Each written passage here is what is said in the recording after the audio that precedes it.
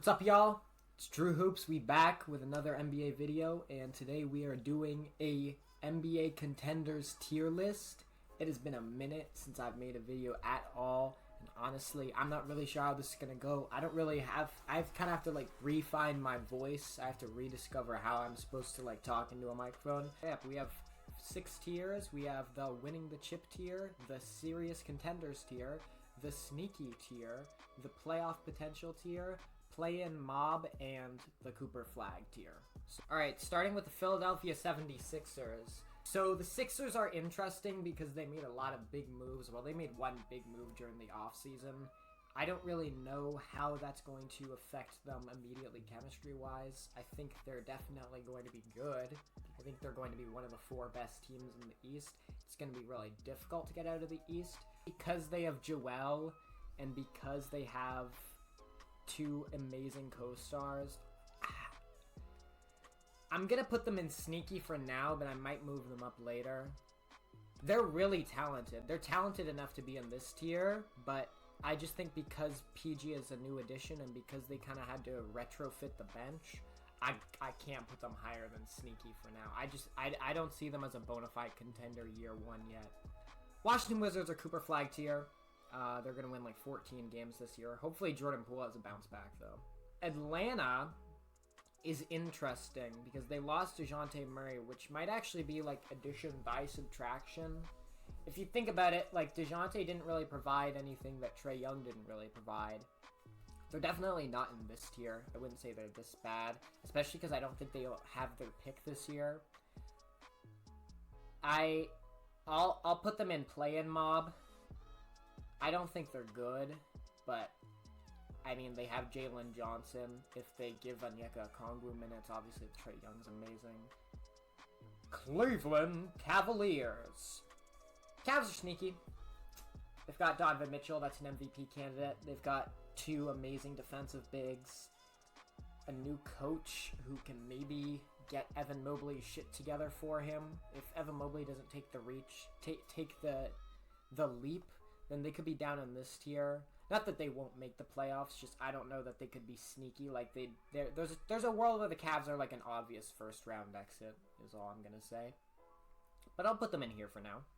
And they've got like a lot of chemistry at this point, and Darius Garland will be better this season. That's almost a guarantee. Detroit Pistons are in the Cooper flag tier. Love them, but they're gonna be awful this year. Maybe they'll win 25 games. Indiana Pacers, I'm gonna put in playoff potential. Halliburton and Siakam is a great duo. They run super fast. They have such a strong identity, which is something I really like about the Pacers. I think that's one thing I can say about Indiana that I can't really say about any of these other teams so far, is that Indiana hangs their hat on one thing, and that's running and gunning, and they do that better than 90% of the teams in the NBA, and that gets you the 5th seed in the Eastern Conference probably, or like the 6th seed. That probably gets you out of the play-in, at least. So yeah, I'm going to put Indiana in playoff potential. I don't think they're going to make any noise in the playoffs, though. I just think these top teams are going to be way too good. I think this might be a hot take, but I'm going to put the Bucks in serious contenders. I'm buying a ton of stock in the Bucks this year. I think they're going to be really good. I think Giannis is primed to have not necessarily a bounce back season, but sort of like a revenge tour season with Dame. I think they're going to be really committed to making this chemistry work. Doc has a full year under the hood to sort of tinker with whatever he wants to do. He's probably going to do nothing. He's Doc Rivers. He's dog shit at his job. But I think the ceiling of this team is like closer to here than like it is here. So I'm going to put them in the serious contenders category, just because I think with a year of development between Dame and Giannis, I think their chemistry is going to be strong enough that they'll be better than Philadelphia. I don't know. Now that I look at this, I think I'm going to put Philadelphia in the serious contenders tier. They just have too much talent, and they have too good of a coach, and Tyrese Maxey and Paul George is going to fit in just fine. I don't really think that's going to be an issue. It's just a matter of whether or not they can sort of maintain their production in the playoffs. I think in the regular season, I think the Sixers are probably going to be a lot better than the Bucks. Just because the Bucks will probably still be messing with shit into like February or March. The Sixers will probably find an identity relatively quickly, if I had to guess. I would hope that we're down here, but if we're being realistic, East is not that good. So I'll probably put them in play-in mob, although they should be down here. You've got Scotty Barnes. Grady Dick is probably going to be getting starters minutes this year. RJ and Quickly are going to have a full year to acclimate into this lineup. We're going to get to see what they have in a lot of guys. We're going to get to find out what RJ Barrett and Emmanuel Quickly and Scotty Barnes are really made of this year. I think this team is desperately lacking in shooting, which is why I'd be inclined to believe that Grady Dick's going to get a ton of minutes. But I'm going to put them in the play-in mob tier for now. I don't think they're going to be very good. I'm going to put Dallas in serious contender. Part of me wants to maybe bump them down just because I think they had a bit of a Cinderella run last year, but they've got a full year with their new additions from the deadline last year, and they added Klay Thompson, and they have Luka and Kyrie Irving. Like, they've got a ton of continuity at this point, and Luka is probably the best offensive engine in the NBA. They're just fucking good, man. They've got a lot of talent, and they're well coached, and I think they just know how to win basketball games, and I think they can find a way to sort of push pretty much any team to the West. Like, Dallas is a team that I'd be legitimately scared of. I don't know if I'm scared of any of these other Western Conference teams, aside from maybe, like, OKC, and we'll get to them, and maybe Denver. I don't really know if I'm scared of, like, any of these other teams in the West, though. I'd be terrified to go up against the Mavericks. They have some serious weapons. Denver's going to go in the serious contenders category as well. I would probably, out of all these teams, I'm actually going to start ordering the teams. So we'll put Detroit ahead of Washington. And if you skip to the end, by the way, the ordering will make no sense. But I would say I'd probably order this like so. Just because I think the Mavericks might have an easier time getting out of the West. I'll put them above the Bucks. And I'll put the Nuggets above. Yeah, okay, I like that. Denver's in the serious contenders tier. I still don't understand why they didn't just pay Kentavious Caldwell-Pope. Well, it's because their owners are cheap as fuck. That's, like, the actual reason. They've got still, like, one of the best starting lineups in the NBA. The bench is obviously a huge question. They added some pieces. I think Russell Westbrook's actually going to help them, as long as he's not sharing the court with Jokic. I think Julian Strawther has the potential to really acclimate himself as, like, one of their better bench players, or even take starters minutes for portions of the season. So yeah, I'm gonna put Denver in serious contender. They're definitely not, like, anywhere near the winning the chip tier, though, because they lost KCP for nothing. That's, like, a huge downgrade, and Christian Brown, like, can't shoot. Memphis is gonna go in sneaky. I'm going to put them ahead of Cleveland, though, just because I think Cleveland is relying so heavily on Evan Mobley to, like, actually do anything, to, like, be a problem for anyone. Like, they almost lost to Orlando last year, and the East is getting harder for contenders, at least. Like, getting into the East playoffs is probably going to be easier this year, but getting out is going to be a lot harder than last year, if I had to guess. And Cleveland is relying pretty heavily on a lot of shit that we don't really know about yet. We need Darius Garland and Evan Mobley to bounce back. Whereas Memphis, like 2 years ago, this team was, I think, in the Western Conference Finals. John Morant's coming back. Jaren Jackson's had a full season to be the guy. Desmond Bane's coming back. They've got all this health now, hopefully. You know, fingers crossed that this team can stay healthy. They're super fun. They're super electric. They've got G.G. Jackson, who's going to have a chance to actually contribute to winning basketball. You know, Scottie Pippen Jr. as well. They developed so many solid bench players last season, basically taking a season off to see what they had. Well, not that was intentional, obviously. And I think the Zach Edey edition has the chance to be really strong for them, just because he is such a, like, an archetypical player. Like, you know exactly what he brings. He's either going to fit extremely well, or he's, like, not going to play. So yeah, I'm gonna put the Grizzlies in sneaky, and I actually think they're kind of close to this tier. I just, you know, contending in this version of the NBA is gonna be really difficult. Minnesota's gonna go in sneaky contender as well. I'm gonna put them here. Maybe I'm overrating the Bucks still, but I think the Bucks are going to be great this year. I think the Bucks have the potential to be really, really good.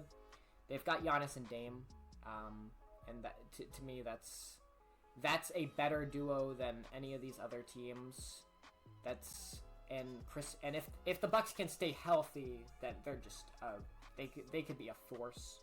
And I'm really excited to see like this new iteration of the Bucks, like with another season, to see what they have. But anyway, yeah, the Timberwolves, they've got an amazing defense. They've got starting lineup continuity. They've added Rob Dillingham to the bench, which I think is sort of like a really big deal for them. They got rid of Jordan McLaughlin, so they don't really have any backup plan for a backup point guard. So I guess it's just going to be Dilly from like day one. But Anthony Edwards is that guy. He's that bitch. Karl Anthony Towns is a great complimentary piece. Rudy Gobert is one of the best defenders in the NBA. Like, the story, it kind of writes itself with the Timberwolves. Amazing defense, suspect offense at times, but Anthony Edwards is, Anthony Edwards is that guy when he's in the playoffs, and we've already seen it on the big stage. So yeah, I'm going to definitely put Minnesota in this tier, and I'd put them ahead of these teams. I'm going to put San Antonio here. I think they have the chance to win probably 35 to 40 games. I definitely wouldn't say they'll have a positive record this year. I think for the most part, it's still going to be them seeing what they have with a lot of their young guys. But they've added competent veterans this offseason. They added CP3. They added Harrison Barnes, who doesn't even exist when he was in Sacramento. But I actually think he could contribute in San Antonio. And Victor Wembanyama is an alien, and he does everything, and he's going to win Defensive Player of the Year for 10 years in a row. So I think the Spurs could be pretty good. It's sort of contingent on how the young guys who didn't really contribute to any winning last year, if they can actually be something. If Jeremy Sohan can sort of be a connector. If Devin Vassell can put up stats that aren't empty. And I actually think Keldon Johnson's a big trade candidate, just because I think he's not really in their future. I don't really think he's the type of player to fit this team. But I'm going to put San Antonio in the playoff potential tier. I think they could be pretty good. Utah, they've operated like a team that goes here. I think the West is so deep that they're just going to end up here, though. They've basically run back the same team as last year. Except they've added, I can't even remember, they drafted 3 rookies. They drafted, I think, Cody Williams. They drafted 3 rookies, so I'm not really sure. They're going to just still be figuring out what they have. The Utah Jazz, they're not really that interesting. Not much to talk about there. The Clippers are kind of an interesting team. I don't even know. I can't say confidently that they'll be better than San Antonio. I definitely think that they're in this tier. I definitely think they're better than Atlanta. I don't think they're better than Cleveland. If Kawhi is healthy, I think they can be probably better than Indiana. Just because they did make a lot of solid additions during the offseason. Paul George is obviously a huge loss, but I think they can be good without him. Obviously it's completely dependent on health. I would say if they get average health luck, they're probably about here. They're probably a competitive. They can probably get to the play-in, probably get into the playoffs. San Antonio is probably closer to here, but they're not in the same tier as Toronto. They're in this tier. I like this. Phoenix Suns. The Suns are weird, man. I have been historically low on the Suns. I do not like the way this roster is constructed at all. I think it's a total disaster. I'll put them in the sneaky tier just because I think if they can have a year of continuity, and now that they got Tyus Jones in free agency, which is just such an underrated move. Tyus Jones is so good. He's the best backup point guard in the NBA, and he's going to be starting for them, and I think he's going to be just fine. Tyus Jones alone is... I think if they didn't have Tyus Jones, I'd put them here. But I'm going to put them, I'm not going to put them ahead of Cleveland. Just because I think this team is more likely to get bounced in the first round. I don't think any of these teams are going to make it out of the conference, but if I had to order them based off how successful they're going to be, I would say that Cleveland has a higher chance of getting to the conference finals than Phoenix does. Even though Phoenix maybe has more talent on paper. I just don't like the construction of this roster, and health is a major question mark. Their health has the chance to put them here. I guess the ceiling of this team is maybe like here though. But I'd probably put them here. I actually don't think the ceiling is that high. I just think they're kind of fictional. Portland Trailblazers. I'm not even a Portland fan. I just like this hat. They're gonna be dog shit. They're probably gonna be worse than Washington. Did Scoot Henderson even play? They might be the worst team in the league. Sacramento Kings. They got DeMar DeRozan, which is polarizing, man. DeMar DeRozan is such a polarizing player to add to that team because he doesn't do any of the things that they like to run. He doesn't run fast. He doesn't shoot a lot of threes. He doesn't play in like a motion style offense. I'll put them. Are they better than the Pacers? They're kind of like the Pacers in the sense that they have such a strong identity that I think they're going to be okay. They're also always healthy. That's one thing that I like about the Kings. They never have issues with health. The Pacers kind of do, because like Halliburton's quad really slowed him down. Or was it hamstring? Whatever leg injury Halliburton had last year really slowed him down.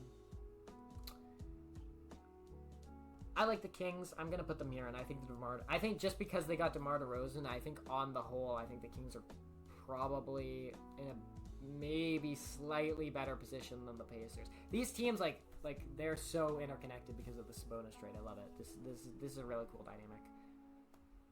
I'm gonna put New York like here. I would put New York here. They don't have the continuity of any of these teams. Well, in a way they actually do, because Bridges has played with like a bunch of these guys. But on the whole, they have a lot of lineup configuration stuff to figure out. Tibbs is going to run these guys into the ground minutes-wise. We don't know if Julius Randle can contribute in the playoffs still. They're very, very talented, and they have good chemistry in all likelihood. The Julius Randle piece is such a big question mark, though.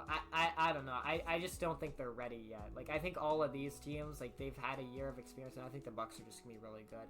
I think these three teams, though, like, just the experience gets them. I do think they'll probably be better than Philly. Like, they have, like, 7 awesome NBA players. The center position's a bit of a question mark for them, but if Julius Randle can play the small ball 5, like, this team could be really fucking good. New Orleans. I don't want to put them here. I'm gonna put them here, though. I can't put them in the same tier as, like, teams that actually have a center on the roster. This team doesn't have a center.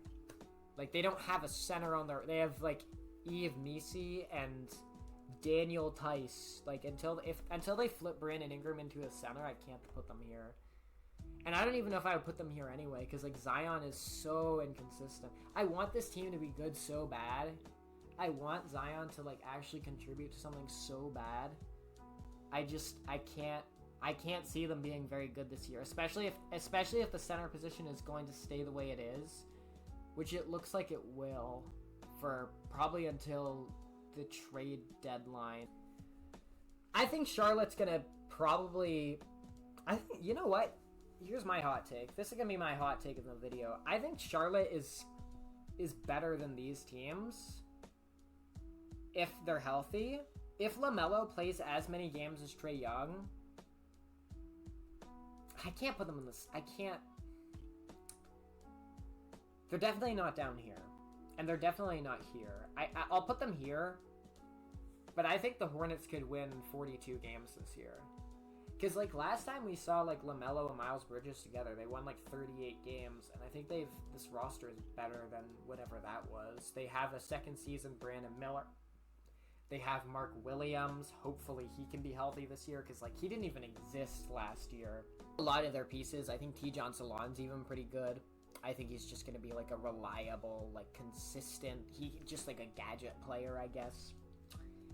And, like, LaMelo, Mark Williams, and Miles Bridges, it's going to be odd. Like, the playmaking, if LaMelo can stay healthy, is going to open up everything for this team. So, Houston's in playoff potential.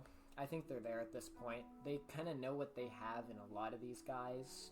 They sort of have to pick a lane between Alperen Şengün and Jalen Green at this point to me. I don't know if they can pay both of them and then pay their role players. And I think the Rockets are going to spend a lot of time like figuring it out still though. And they don't really have a ton to lose anyway. They have so many young players, it's ridiculous. It's not even fair.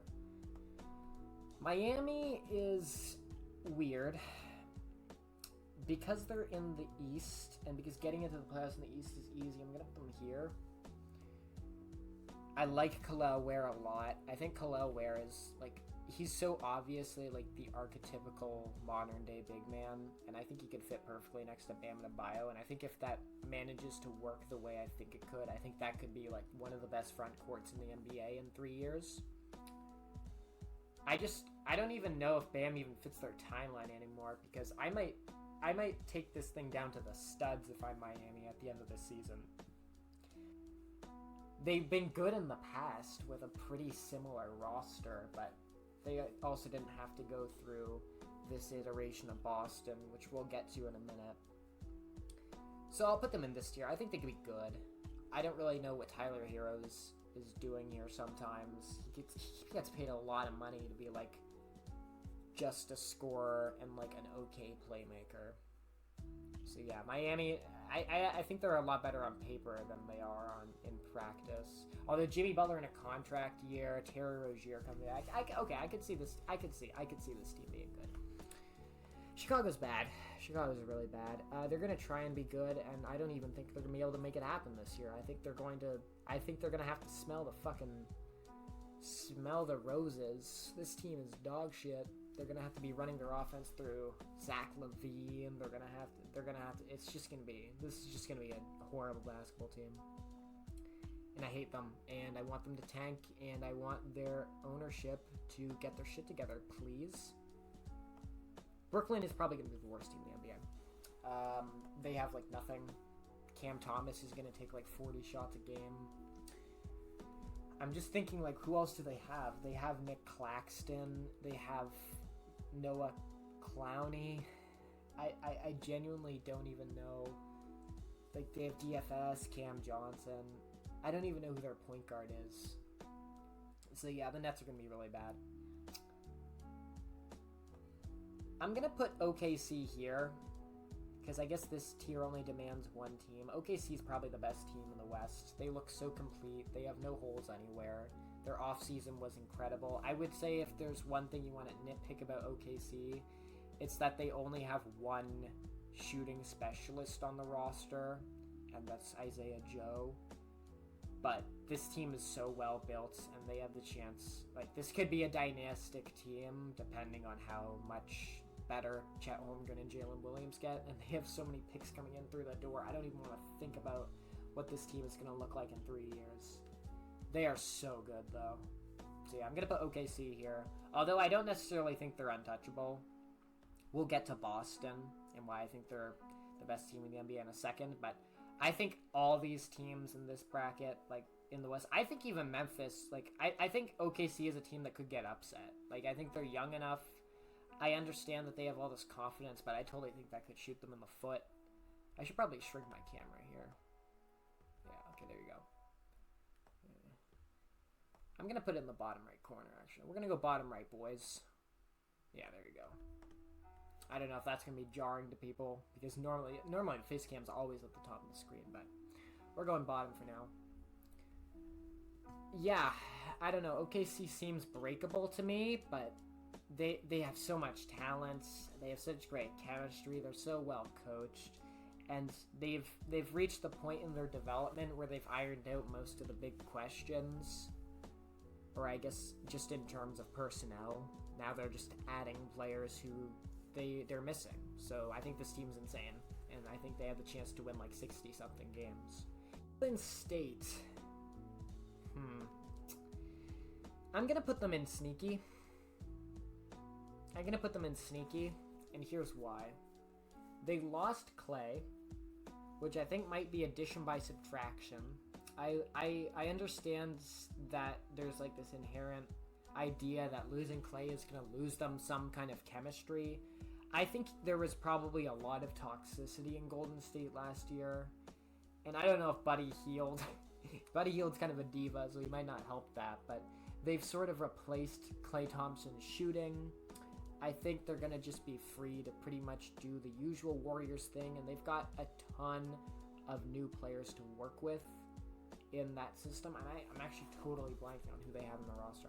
I love the DeAnthony Melton addition for them. I love that Jonathan Kuminga is still on this roster. I think they need to give him a bigger opportunity because I think Kuminga can be a real game buster. I think Pods kind of fits perfectly as like this Swiss Army knife guard. I think he's probably gonna. I would probably start Pods. I would definitely start Pods actually, just because he can do a little bit of everything. He fits into any lineup combination, and he's young. Like, let's give him some run with the starters. I think Pods is really good. So yeah, I'd definitely put Golden State in sneaky. I think because they've still got Stephen Draymond and Steve Kerr, they've still got that strong Warriors identity, which I don't really know if these teams really have as much. They've also proven that they can sort of make it work without Klay to an extent. They've had seasons without Klay Thompson in the past, and I think it's going to be in a bit of an addition by subtraction sort of situation in Golden State this season. So I'm going to put them there. Boston's winning the chip.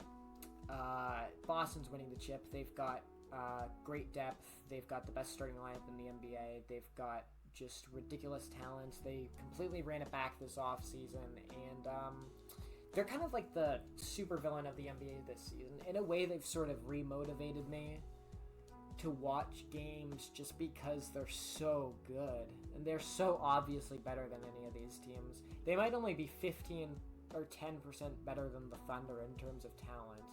Well, maybe a little bit more than that, but they are just it's Boston. They're the best team. And it's honestly not even close.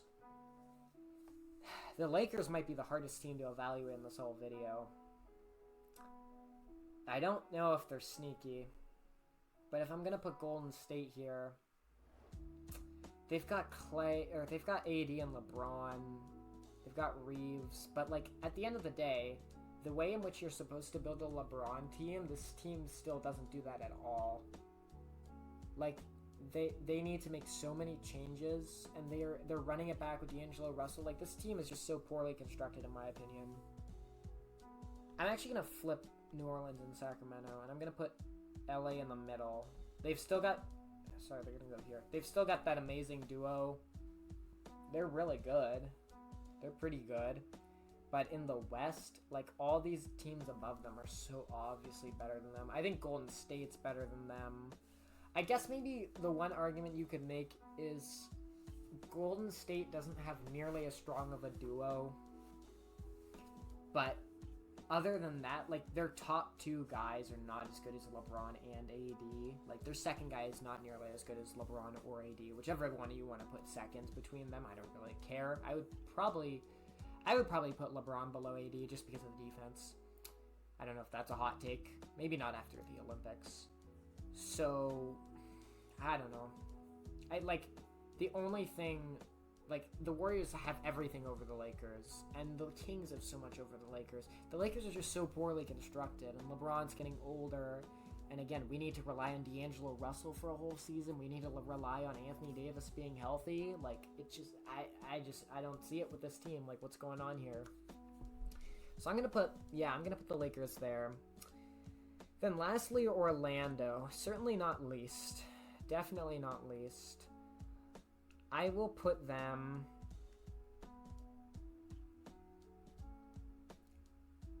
because they're in the East. I'll put them here.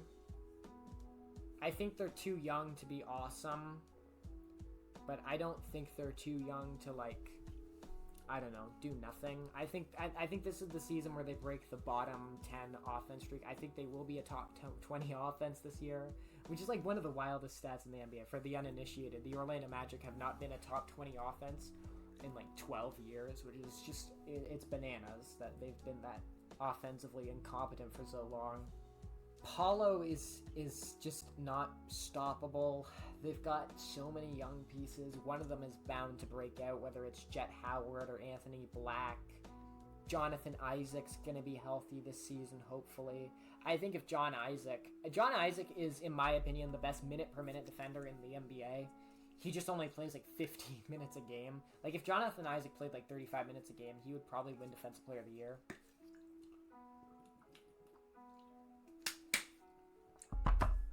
But yeah, Orlando's pretty good. Is there anything I would change about this?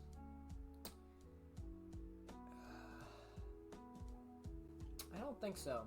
I think I like this list. I think I like where this list is. I think Boston is just clearly better than everyone. And contending at the top of both conferences is going to be really difficult right now. And there's going to be a lot of teams. By my count, I think Utah will try to win games like they do every season. And they'll probably realize they're in over their heads and go back down here by the end. Just because, again, if the Utah was in the East, I'd probably put them here. But just because they're in the West, they have to go here. Like, legitimately, there's 13 teams above them in the West. Like, there's so many bad East teams. Like, you can be Miami, you can be Indiana, you can be Orlando, and you can be fine. So, yeah. That's going to do it for me, though. If you like this video, and if you've made it this far in the video, thank you so, so much. I really appreciate it. The goal is to reach 1,000 subscribers by the end of the calendar year, which seems really lofty considering where we are right now, but you have to dream big and you have to have big ambitions to actually do big things. So that's where we're going with it. Leave a like, subscribe, follow all the socials down below, follow the Twitch especially, follow the Discord. We're trying to get some more members in there. I think we can make a really cool community. And yeah, if you like the content, you know, leave a comment, whatever. I really appreciate the engagement. If you've made it this far, and if you skipped to this point in the video, the ranking system will make no sense to you, but the tiers are actually ordered if you skip this far. But yeah, that's gonna do it for me. I'll see you in the next video. Peace.